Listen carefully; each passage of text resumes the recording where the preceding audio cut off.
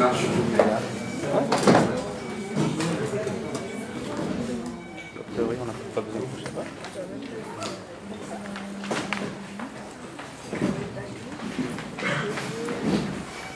Bon, bonjour à tous, merci d'être venus nombreux pour cette première réunion de l'année de la section Jean Jaurès. Comme vous le verrez, elle sera suivie exceptionnellement d'un pot de rentrée où nous pourrons nous retrouver pour discuter des perspectives pour cette année, autour de quelques boissons et quelques boulangers.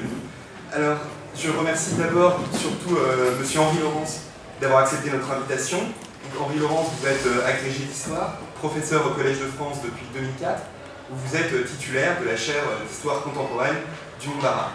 Vous avez consacré vos premiers travaux au lien entre la France et le monde arabe au XVIIIe siècle, les origines intellectuelles de l'expédition en Égypte, l'orientalisme islamisant en France à cette même période.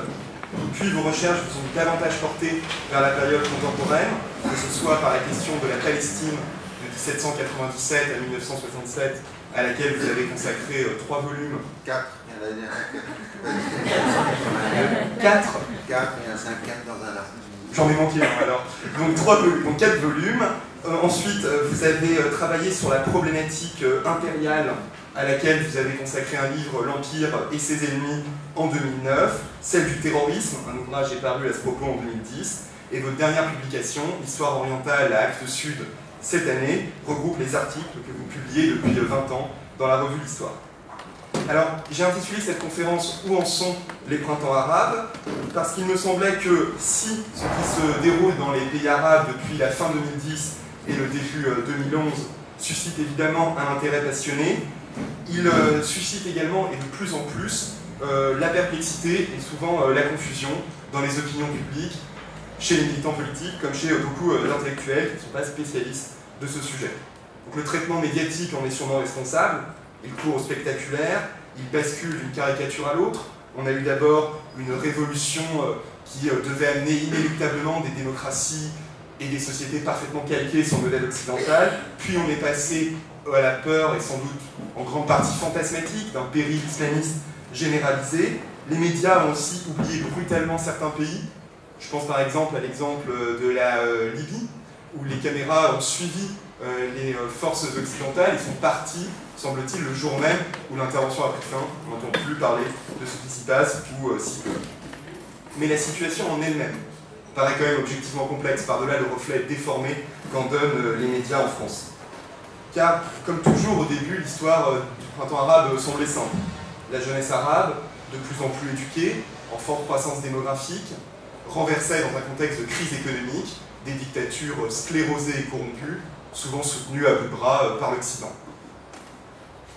Il semblait être un mouvement pacifique, refusant à la fois l'islamisme et les dictatures militaires pour défendre une démocratie occidentale satisfaisant ses aspirations légitimes. Pourtant, cette ligne claire semble s'être abîmée dans la guerre civile, que ce soit en Libye ou en Syrie, ou dans des consultations électorales dont on a peine parfois à lire et à analyser les résultats. Donc chaque événement du printemps arabe est alors devenu ambigu, difficile à interpréter. Le retour des militaires au pouvoir en Égypte était-ce un coup d'État ou la poursuite de la révolution par d'autres moyens? En Syrie, s'agit-il d'une révolution du peuple contre le régime et ses sbires, ou bien d'un conflit communautaire et religieux, ou bien encore d'un conflit complètement traversé par la dimension géopolitique qui s'y joue, que ce soit l'affrontement entre puissances régionales, on pense aux différents partis libanais, on pense à l'Iran, à l'Arabie Saoudite, à la Turquie, et entre puissances mondiales. Il suffit de voir ce qui s'est passé entre les États-Unis et la Russie ces derniers temps.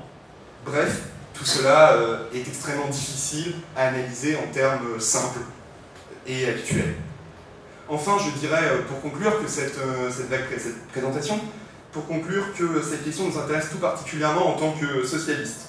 Parce que le PS est au pouvoir, bien sûr, parce que nous disposons peut-être d'une sensibilité plus internationaliste qui nous pousse à nous intéresser davantage, dans une certaine mesure, à ce qui se passe dans le monde, et aussi à chercher, en tout cas toujours derrière chaque conflit particulier, un enseignement politique plus vaste.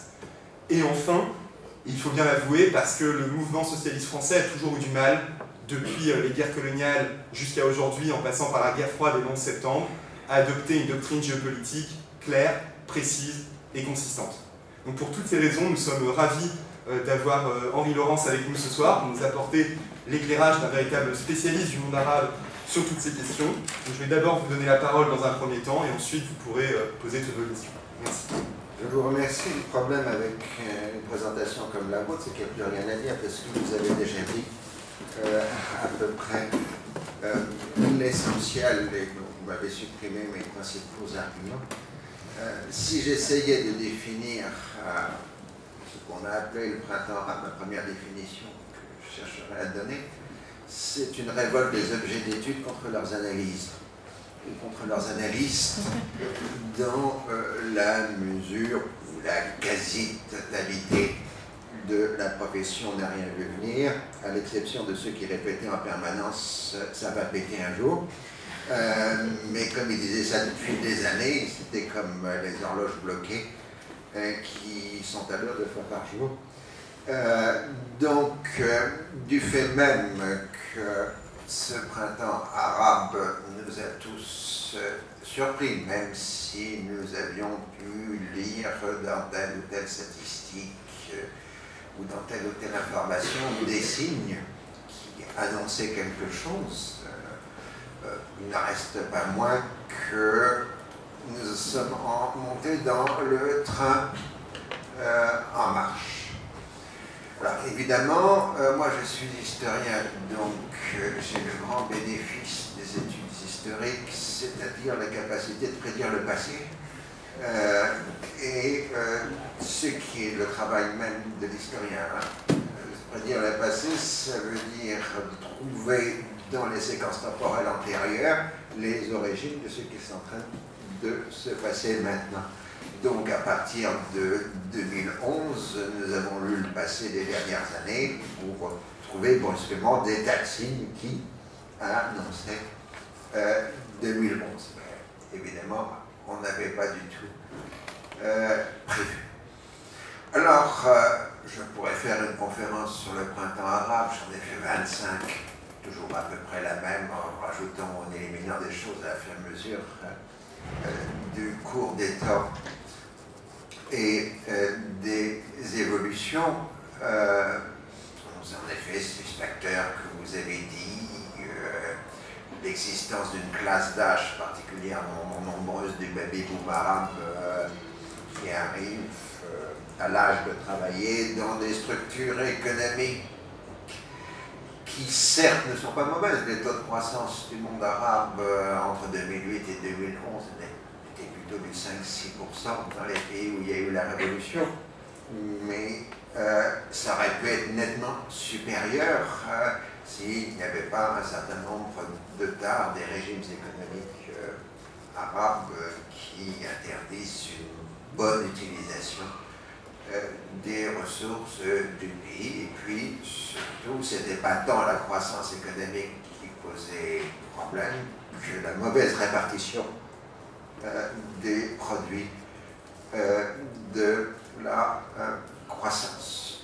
Alors, donc, l'on avait ces facteurs aussi qui, pris dans un axe plus anthropologique, était en quelque sorte l'émergence d'une nouvelle génération arabe dans un processus que les anthropologues appellent d'individuation ou de subjectivisation, c'est-à-dire un processus où les individus ont tendance à s'affirmer en tant qu'eux-mêmes et de moins se fier ou se lier à des héritages politiques, culturels et autres.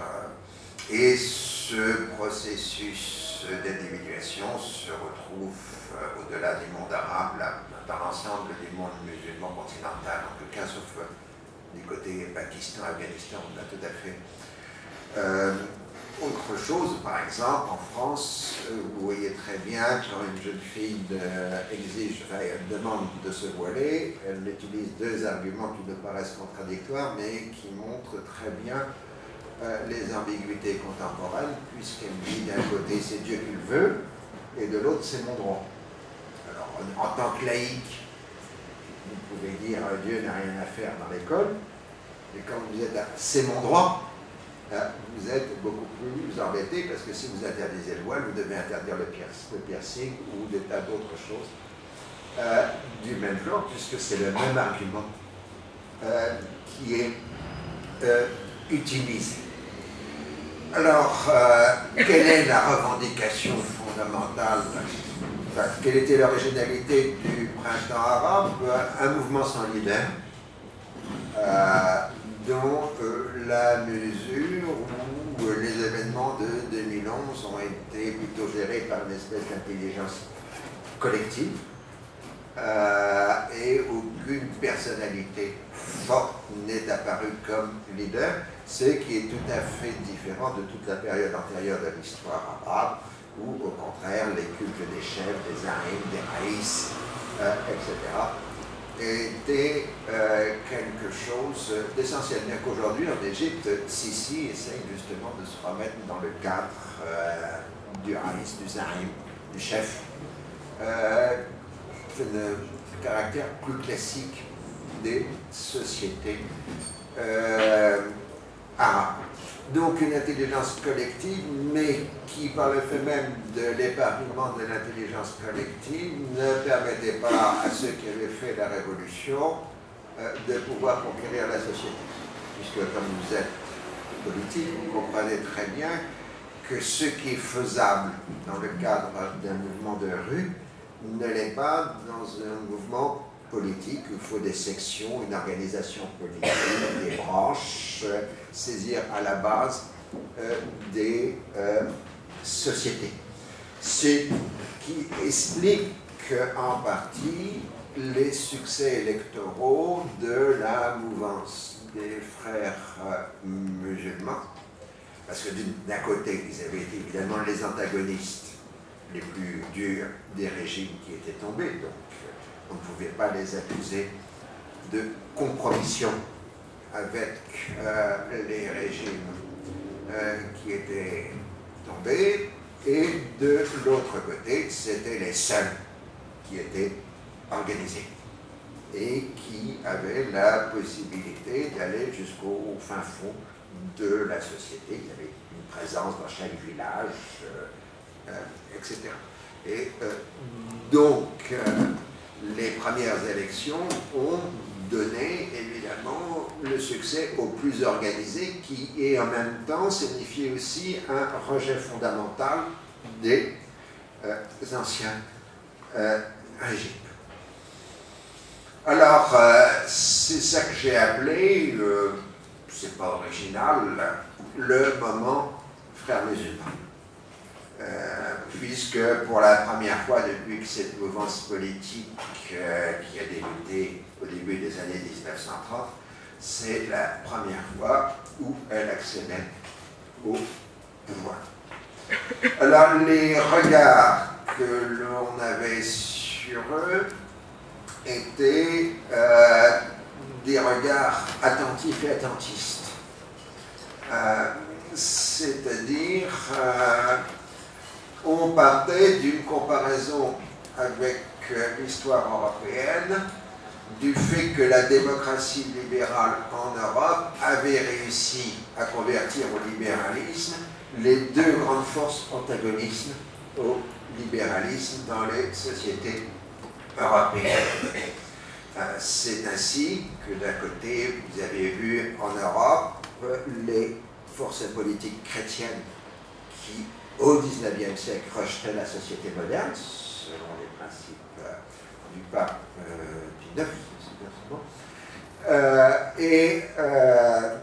donc, comment on est passé du rejet de la société moderne à la démocratie chrétienne. Et ça ne s'est pas fait d'un seul jour, donc on avait le modèle plutôt catholique. Comment les islamistes pourraient suivre pour créer quelque chose qui pourrait être un islamo-démocratisme comme il y a une démocratie chrétienne en Europe. L'autre exemple que l'on avait à l'esprit, toujours à titre comparatif, était les mouvements socialistes. les mouvements socialistes qui rejetaient la société bourgeoise, vous m'excuserez, ont été absorbés par ces sociétés bourgeoises et démocratiques. Et ça ne s'est pas fait non plus en un jour. Et on avait même dans le discours socialiste exactement la clé du problème, puisqu'on pouvait partir de la célèbre distinction que Léon Blum avait faite dans l'entre-deux-guerres entre la conquête du pouvoir et l'exercice du pouvoir. La conquête du pouvoir était de prendre le pouvoir pour transformer la société sur un mode socialiste. Mais comme les socialistes n'avaient pas la majorité dans la société, ils devaient passer des coalitions politiques avec les forces bourgeoises, tout en ayant une position hégémonique, et donc arriver à exercer le pouvoir, ce qu'on appelle l'exercice du pouvoir, non plus pour transformer la société, mais pour la réformer. Et en quelque sorte, pour les frères musulmans, en 2012, ils étaient dans cette situation où ils devaient abandonner l'idée de conquête du pouvoir pour passer à l'exercice du pouvoir. Et c'était quelque part le pari aussi que les pays occidentaux avaient fait sur cet exercice du pouvoir par les frères musulmans. Alors, il y avait des signes tout à fait positifs. En Tunisie, le parti Ennahda passait un accord de coalition avec des forces laïques, donc cela mettait évidemment des freins à ce qu'il pouvait faire.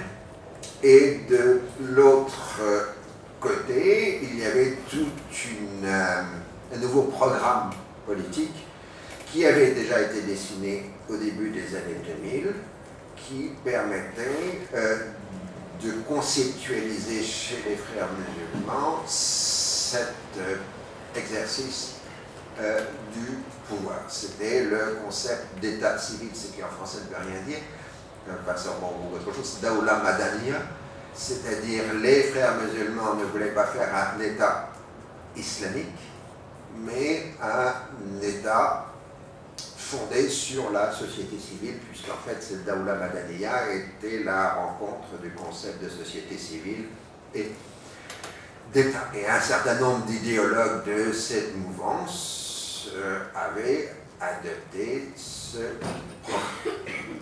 Alors, disons tout de suite, ça a échoué. Ça a échoué pour plusieurs raisons.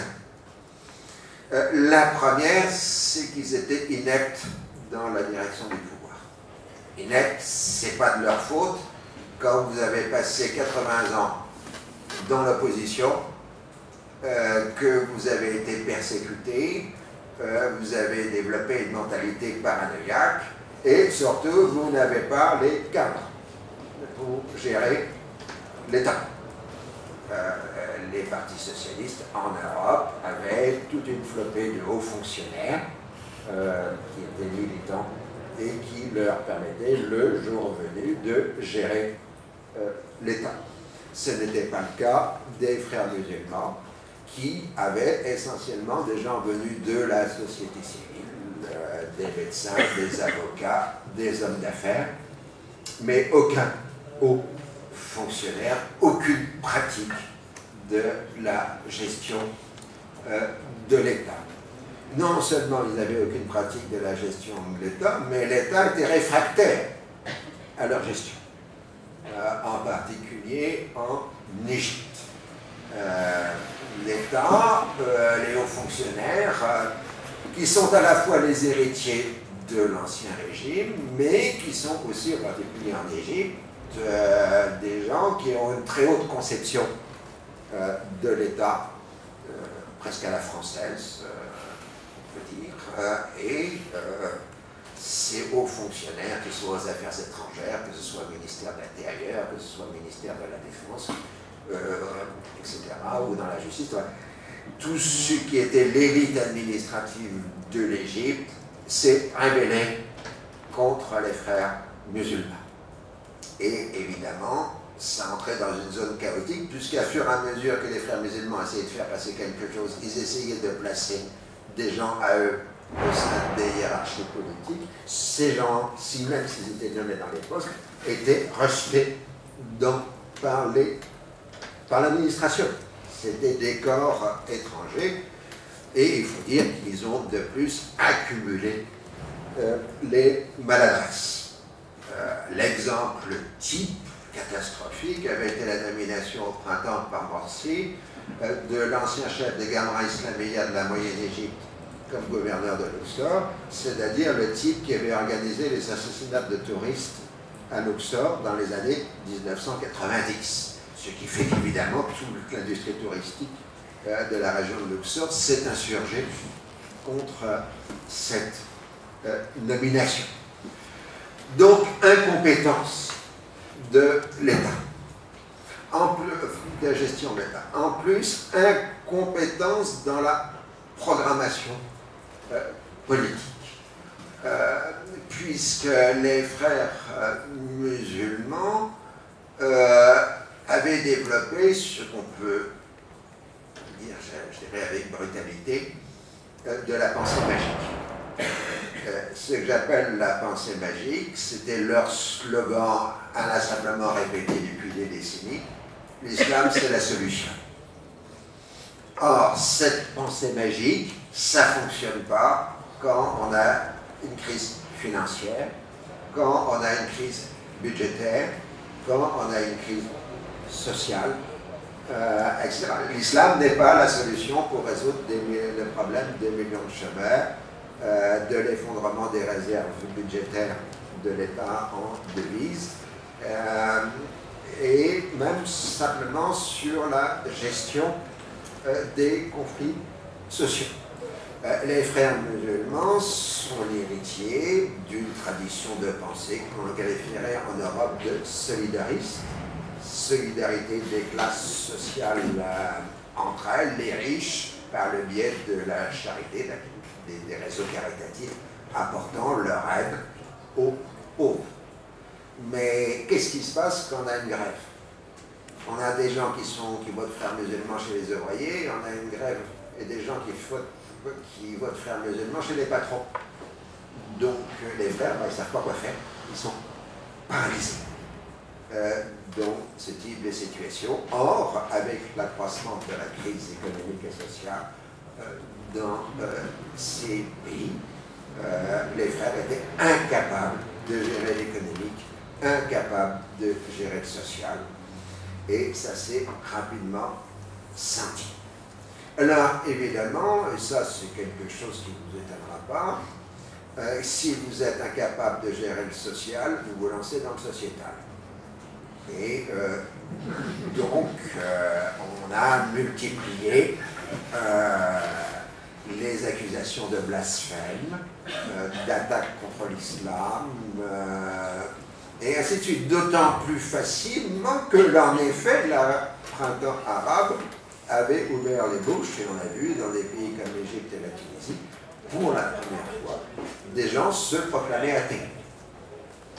Ce qui, évidemment, a été une rupture historique. Non pas qu'il n'y ait pas des athées dans ces sociétés, il y en a toujours eu depuis le Moyen-Âge, mais ils n'avaient pas le droit de le proclamer.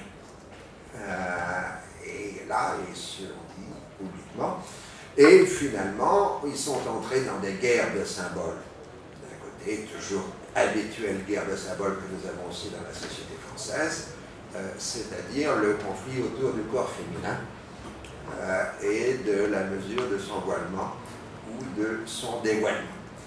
Et là, les frères musulmans ont évidemment passé à leur plus mauvais côté, c'est-à-dire l'anathème.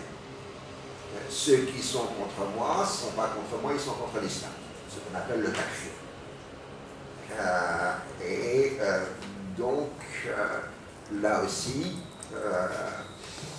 évidemment, énormément de gens ont basculé dans l'opposition aux frères musulmans parce qu'ils ne voulaient pas reconnaître leur islam dans celui qui était prôné par les frères musulmans, en particulier dans les classes populaires en Égypte. Ça, c'est un phénomène essentiel de ce qui s'est passé en Égypte.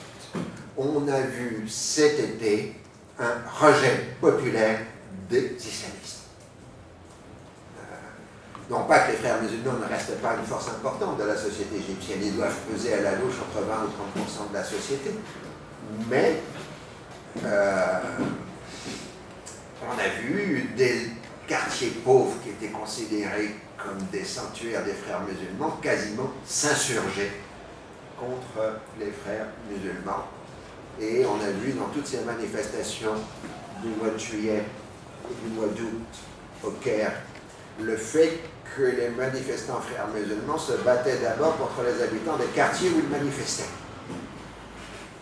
Ce qui montre bien la dimension du rejet. Donc, c'est ce qui s'est passé en Égypte. Bon, il y a un certain côté de manipulation. Le mouvement Tamaroud représentait à la fois la reprise du mouvement révolutionnaire de 2011, mais il a été soutenu par l'appareil d'État égyptien. C'est-à-dire, c'est même pas ce qu'on appelle l'État profond. Je reviendrai sur ce concept. C'est vraiment l'État égyptien en soi qui a décidé de briser les frères musulmans. Et ils ont réussi une manipulation absolument extraordinaire en compromettant les salafistes dans le coup d'État. Donc, c'est ce qui s'est passé. Bien, donc ça, c'est pour la première partie du printemps arabe, c'est-à-dire celle où la géopolitique a peu de poids. Donc, en grosso modo, Tunisie, Égypte, même si dans la crise égyptienne, il y a eu quelques petits facteurs géopolitiques de surcroît. Alors, comme d'habitude, nous avons tous été dans le décor. L'exemple le plus manifeste, c'est le fait que les États-Unis sont apparus comme les derniers défenseurs des frères musulmans, ce qui a pu faire étrangler rétrospectivement des tas de gens qui ne comprennent plus rien au film. Ensuite, l'autre dossier. L'autre dossier, c'est le dossier syrien qui doit se comprendre dans plus de 2 siècles d'histoire. Ce que jadis, on avait appelé la question d'Orient. La question d'Orient était au départ la lutte des puissances extra-régionales pour la domination de cette région, et dans l'espace méditerranéen, on l'appelait la question d'Orient, et puis à partir de l'Iran, on l'appelait le grand jeu. Le grand jeu des questions d'Orient s'est établi à la fin du XVIIIe siècle et dure jusqu'à nos jours. Dans ce mécanisme absolument pervers, il n'est pas possible à une force politique régionale d'exister s'il n'a pas de soutien extérieur. Et de ce fait, dans la grille de la question d'Orient, vous avez le fait que les luttes locales répercutent les luttes internationales, mais que les luttes internationales répercutent au sein des luttes locales. Le schéma le plus simple, c'est de dire, moi, acteur politique de telle ou telle force dans la région, je suis en position de faiblesse, je vais me faire avoir par mon voisin local qui est plus puissant et qui va me bouffer. Pour que je survive, je dois obtenir un soutien international qui compense ma faiblesse sur le terrain. Exemple récent et tout à fait classique, Saddam Hussein risque de perdre la guerre avec l'Irak et l'Iran.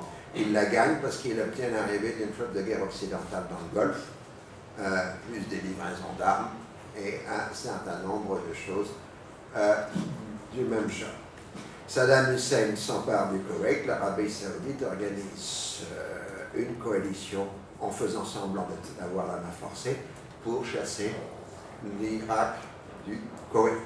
Arafat est trop faible par rapport à Israël, il ne peut avoir une marge de manœuvre qu'en entrant dans un processus de paix dans lequel les grandes puissances sont intégrés. Et on pourrait multiplier à l'infini les exemples depuis 2 siècles de cette question d'Orient qui est construite autour de 2 concepts fondamentaux, l'ingérence et l'implication. L'ingérence, c'est quand on demande à la puissance étrangère, on ne demande rien à la puissance étrangère avec laquelle elle vient s'installer, elle s'ingère, mais de l'autre, on l'implique dans ses propres problèmes. Pour ingérer ou pour impliquer, vous devez avoir un jeu de propagande. Vous devez montrer aux acteurs extérieurs que vous les représentez, ses valeurs, ses intérêts, et ainsi de suite. Et évidemment, si vous avez des cadavres, ça vaut mieux, puisqu'à ce moment-là, l'intervention devient humanitaire.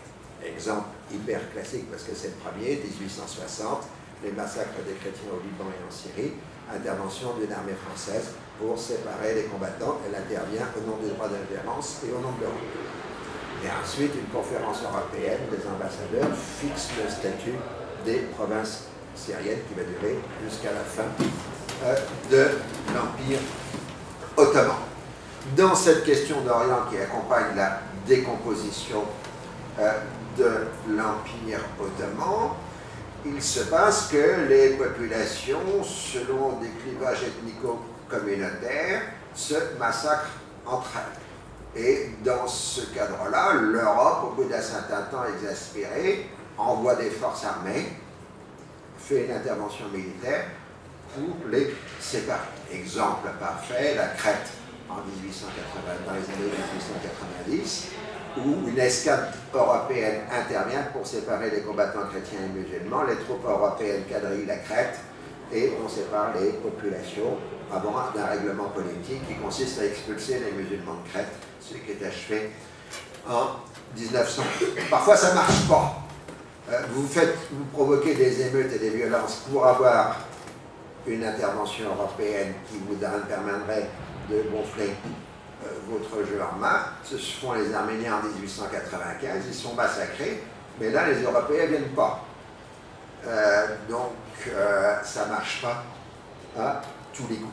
Mais bien comprendre que dans ce jeu d'ingérence et d'implication, les discours, les propagandes, les images sont essentielles, autant que les considérations géopolitiques. Alors le grand historien qui était acteur de cette histoire, qui était Arnold John Toynbee, avait écrit un texte magnifique qu'il faut encore méditer, qui date de 1922, A Western Question, dans lequel il disait « Il n'y a pas de question d'Orient, il n'y a qu'une question d'Occident ». Et dans Western Question, cette question d'Occident, elle était double. Elle était d'abord celle qui paraît la plus triviale. La question d'Orient est une question d'Occident parce que ce sont les puissances occidentales qui se combattent entre elles. Et depuis le début du XIXe siècle, les puissances européennes sont les régulateurs du système politique. Vous provoquez des crises d'Orient, et ensuite vous avez un règlement sous forme de concert européen, de congrès européen, congrès de Paris, congrès de Berlin, de multitudes de traités de Londres, 1840 ou 1913, et ainsi de suite. Donc la question d'Orient est une question d'Occident. Mais la question d'Orient est aussi une question d'Occident parce qu'elle se fait sur l'émergence, la construction des États modernes en Orient. C'est-à-dire sur la constitution de l'État, sur la constitution des nations et sur le problème plus vaste de l'universalisation des valeurs. Et là, ça revient à ce que vous avez dit sur l'universalisation des valeurs démocratiques. Mon maître, Dominique Chevalier, avait trouvé une très belle expression pour parler du Liban dans les années 1840. Il disait l'inévitable Occident. Inévitable Occident parce que depuis le début de la conquête européenne, le monde de l'islam est désorienté. avant 1800, l'islam se pense en tant que l'islam. C'est une religion autocentrée. Elle est évidemment la supérieure à tout le reste des religions du monde. Elle produit la meilleure des sociétés, de ce que vous voulez, mais elle est autocentrée. Elle est centrée sur elle-même. À partir du début du 19e siècle, l'islam ne se pense plus que dans son rapport à l'Occident. Et dans son rapport de retard, dans son rapport de ressentiment par rapport à la conquête européenne, dans son rapport à la question de l'universalisation des valeurs, et ainsi de suite. C'est donc l'autre aspect que Toynbee discernait parfaitement, qui était ce qu'il définissait comme la question d'Occident, le Western question. Et cela posait évidemment beaucoup de problèmes parce que la synthèse que le nationalisme arabe avait fait à partir du milieu de l'entre-deux-guerres était de pouvoir construire une idéologie politique qui était repousser la domination européenne sans en rejeter les valeurs puisqu'on s'exprimait au nom de l'universel. C'était l'anti-impérialisme. L'anti-impérialisme rejetait la domination politique de l'Occident, mais acceptait l'État moderne et au-delà de l'État moderne, les modes de structuration des sociétés avec plutôt une priorité donnée aux démocraties populaires de l'Europe de l'Est. Et l'Union soviétique avait reconnu ça en donnant des labels de genre non capitaliste de développement et ainsi de suite. L'anti-impérialisme était donc à la fois un rejet politique, mais en même temps un acte universel. C'est ainsi que les anti-impérialistes des pays arabes étaient frères et solidaires avec les anti-impérialistes d'Asie et surtout d'Amérique latine. Che Guevara est venu plusieurs fois faire des tournées dans le monde arabe. Le mouvement, on est passé des mouvements des non-alignés, enfin des Afro-Asiatiques, le mouvement des non-alignés. On a eu les trilatérales de Cuba et ainsi de suite. Les Arabes étaient dans l'universel de la lutte anti-impérialiste. Et ça, évidemment, ça s'est cassé entre 1970 et 1980. 1990 d'abord parce que le bloc de l'Est a disparu et donc l'anti-impérialisme a perdu son soutien matériel et on est entré pleinement dans les logiques de mondialisation. Et dans ces logiques de mondialisation, vous ne pouviez plus faire cet universel anti-impérialiste, puisque qu'est-ce qui était le plus solide dans la contestation de la domination occidentale? C'était les gens qui avaient adopté le régime économique occidental. C'était la Chine, la Corée, Taïwan. Les nouveaux dragons étaient plus capitalistes que les colonialistes. Alors, ça posait évidemment un vaste problème dans cet essoufflement de l'anti-impérialisme. Alors, si vous êtes au monde diplomatique, vous pouviez à la rigueur vous retrouver chez Chavez, mais tout ça, c'était qu'une variante de la rente pétrolière. Et, donc, ça ne résolvait pas le problème. Et en même temps, comme on le sait très bien, dans toutes les sociétés, les logiques de mondialisation s'accompagnent de logiques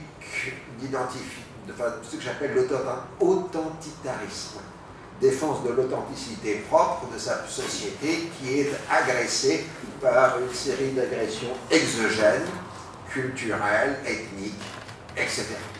Nous l'avons suffisamment dans la société française pour que je n'insiste pas sur les logiques autoritaristes qui accompagnent les phénomènes de mondialisation.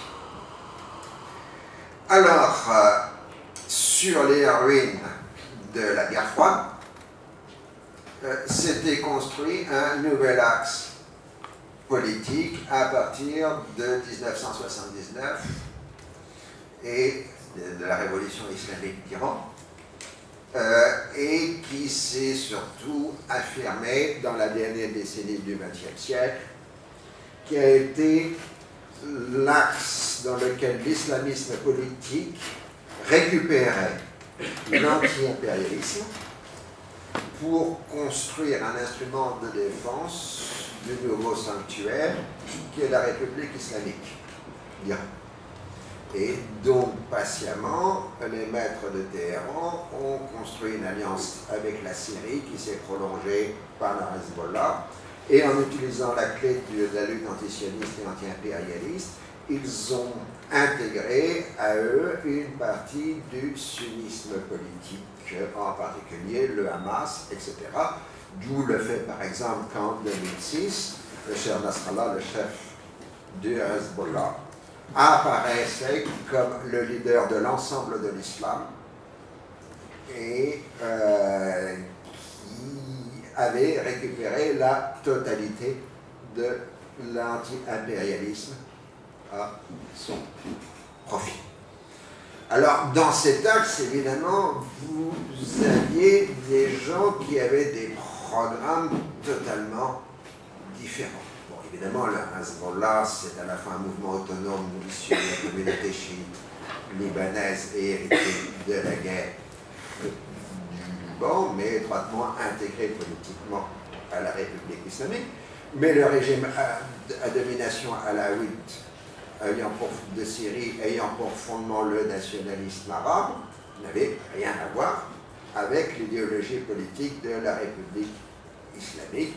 Et au-delà, dans les années 2000, après l'arrivée au pouvoir de Bachar el-Assad, le système s'est même élargi vers le nord, puisqu'on avait le pouvoir de l'AKP en Turquie, et au-delà de l'AKP en Turquie, une alliance allant jusqu'à la Russie de Poutine, voire même la Biélorussie. J'ai entendu Bachar el-Assad une fois nous expliquer comment il avait construit toute une alliance politique allant jusqu'à la Biélorussie, la Bélarus, dont son système politique, avec chaque fois des visions du monde totalement différentes, mais une convergence très forte d'intérêts dans ce bloc. Et ce bloc, évidemment, était construit par un jeu d'intérêts mutuels, de distance politique par rapport à la domination occidentale, la Turquie étant plus ambiguë, évidemment, dans ce jeu. Et là, il faut revenir évidemment sur l'autre héritage de la République, de la Révolution islamique de 1979, qui est l'opposition sunnite-chiite, qui n'est évidemment pas dans les codes génétiques de ces sociétés, même si évidemment l'islam a connu des siècles de guerre de religion entre les deux grandes tendances de l'islam. Les choses sont apparues tout simplement en prenant le pouvoir à Téhéran. Les révolutionnaires chiites montraient d'abord que la prise de pouvoir était possible par les islamistes, puisqu'ils l'ont fait. Ils l'ont démontré par les faits. Ce qu'aucun mouvement sunnite n'avait réussi à faire. Et surtout, l'imam Khomeini avait exercé une prétention à l'hégémonie sur l'ensemble du monde musulman. On l'avait vu, entre autres, dans l'affaire des versets sataniques, où clairement le projet était de faire de l'islam iranien le centre mondial de l'islam, une position hégémonique. À cette hégémonie chiite a amené une réaction sunnite assez terrifiante qui s'est incarnée dans le djihadisme dans le cadre de la guerre d'Afghanistan. Ce que j'appelle le djihad international parce que c'est plus vaste que Al-Qaïda sur lequel on le définit. Alors, ces djihadistes sont les ennemis de tout le monde. D'abord, parce qu'ils sont persuadés d'avoir foutu par terre l'Union soviétique, ce qui est douteux. D'abord, ils ne l'auraient pas fait sans les Stinger.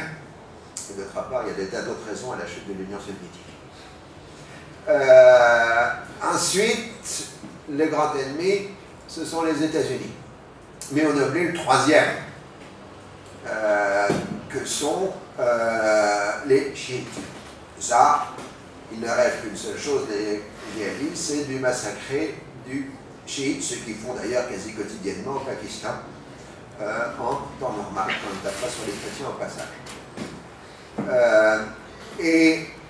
Donc, ces djihadistes ont provoqué une véritable panique dans les populations chiites, d'abord parce que ça rappelait de très mauvais souvenirs séculaires, et ensuite parce qu'ils ont vraiment très peur. Si vous discutiez avec des membres du Hezbollah et autres, ce qu'ils appellent les takfiris, c'est-à-dire ceux qui prononcent l'anathème, contre le mot, on dirait en français, sont beaucoup plus dangereux que tous les autres. D'où le paradoxe, par exemple, dans le conflit israélo-arabe, de voir le fait que le chiisme révolutionnaire de Téhéran encerclait Israël pour empêcher les djihadistes d'y arriver. Puisqu'en intégrant le Hamas au système de Téhéran, on bloquait l'arrivée des djihadistes sur la scène palestinienne.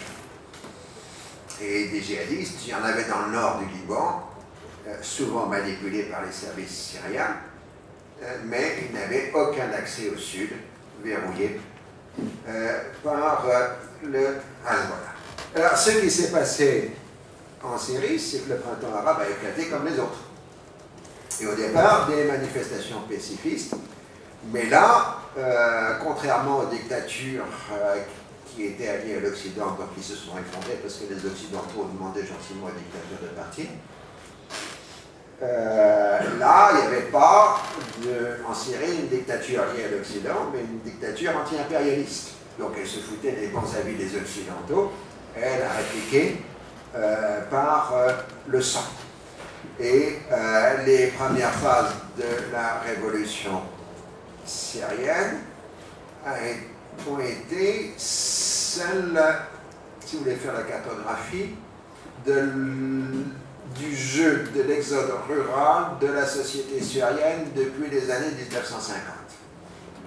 Autrement dit, le régime tape sur le premier lieu de révolte qui est Dera. Du coup, les quartiers de Damas où des habitants de Dera ont immigré se mobilisent. On tape sur ces quartiers, mais du coup, il y a des gens de Homs qui habitaient dans ces quartiers qui en bavent, donc c'est Homs qui réagit. On tape sur Homs, à ce moment-là, les quartiers, machin. Vous voyez, la révolte syrienne ou la répression vous donne au départ les jeux de déplacement de population de l'exode rural en Syrie depuis les années 1950. Ça se voit très bien dans l'atlas de Balanche, que Patrice Balanche a fait des mouvements migratoires en Syrie. D'où le fait qu'il y a des choses qui sont impossibles. Par exemple, l'idée d'un réduit alaouite dans la montagne alaouite. Pourquoi voulez-vous que les alaouites restent dans leur montagne de merde où il n'y a rien de pousse, alors qu'ils se sont établis grâce à l'exode rural à Damas et à Homs? Et ça, ils sont beaucoup plus nombreux à Damas et à Homs que dans leur montagne originelle. Donc, évidemment, l'affaire ne peut pas se faire. On est toujours dans ces règles de l'exode. Donc, la révolution a éclaté. Elle a été obligée de prendre les armes, vu la violence de la répression. Et en prenant les armes, évidemment, on est entré dans une logique de guerre civile, même si mes amis prétendent que ce n'est pas une guerre civile, c'est une guerre contre les civils. Mais ça, on le dit de toutes les guerres civiles. De ce fait, très rapidement, on est revenu dans les schémas de la question d'Orient. Alors, ça avait commencé en Libye avec le retour de la géopolitique, puisque l'intervention occidentale en Libye, mais ça s'est accéléré puisqu'on est de nouveau dans un jeu de puissance soit attentiste comme la Chine ou les BRICS, soit actif comme les Russes qui livrent de l'armement, plus tout l'axe qui s'était construit qui envoie des combattants. On est dans une logique de guerre d'Espagne où vous avez des brigadistes de tous les côtés du monde qui arrivent. Du côté de la Révolution, vous avez des brigadistes djihadistes sunnites qui arrivent de partout, d'Irak évidemment, puisque le djihad international était solidement retranché en Irak grâce aux Américains, à l'invasion américaine de 2003. Et là, à partir de là, ils sont arrivés en Syrie. Vous avez des centaines de brigadistes venus de l'ensemble du monde musulman et d'Europe occidentale, y compris des Français, des Anglais, des Italiens, qui sont des Tunisiens, et ainsi de suite. De l'autre côté, vous avez des brigadistes, plus ou moins brigadés, c'est-à-dire des gardiens de la révolution iraniens, des miliciens chiites irakiens qui ont déjà quelques années de guerre dans leur propre pays pour s'être bien formés au combat, et puis l'arrivée des forces les mieux armées de la région, celles qui sont les mieux disciplinées, les plus dures, c'est-à-dire le fer de lance du Hezbollah, qui est entré en scène. Alors, il y a eu 3000 combattants du Hezbollah à la bataille de Kossir, mais surtout, ce qu'on voit moins, c'est les milliers de brigadistes chiites qui tiennent le sanctuaire chiite de Sayyidina Zainab à Damas et qui viennent de l'ensemble du monde chiite pour préserver de la destruction un des grands lieux de l'islam chiite. Dans mon quartier, j'ai un traiteur libanais qui est chiite, je lui ai posé quelques questions, il m'a dit on ne peut pas toucher à Sayyidina Zainab. Il faut savoir que c'est là où il y a la plus grosse force armée dans la zone de Damas. D'où le problème de la régulation. Au XIXe siècle, les conflits de la question d'Orient étaient régulés par les puissances européennes, sous forme de congrès, de conférences des ambassadeurs et d'interventions militaires. Au XXe siècle, pendant une première période, il n'y avait plus de régulation parce qu'il y avait un duopole franco-britannique dans l'entre-deux-guerres sur la région, à l'époque de Mandat, et au lendemain de la Seconde Guerre mondiale, la région est entrée dans la guerre froide, où on a reproduit le schéma de l'opposition des puissances du XIXe siècle, mais avec une régulation beaucoup plus difficile, puisque les gains ou les pertes étaient comptabilisés non pas dans le cadre régional, mais dans le cadre de la guerre froide, ce qui a fait que le conflit israélo-arabe a percuté complètement la guerre froide à partir du début des années 1950. La chute de l'Union soviétique donnait place au moment américain.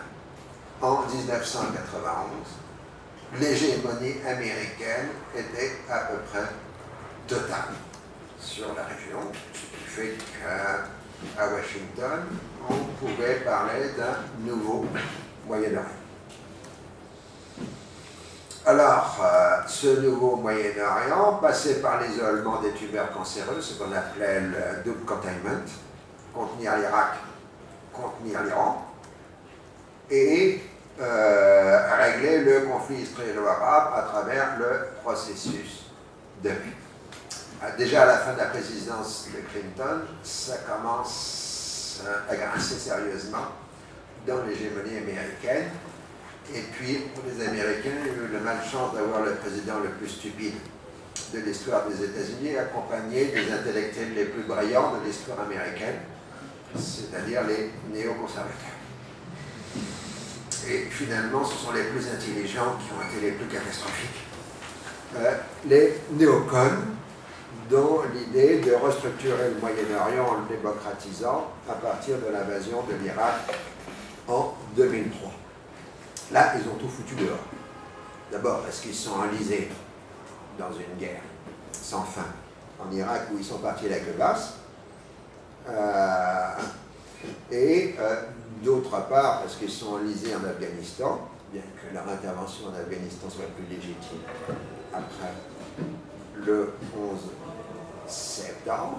Et vous avez donc les conséquences d'aujourd'hui.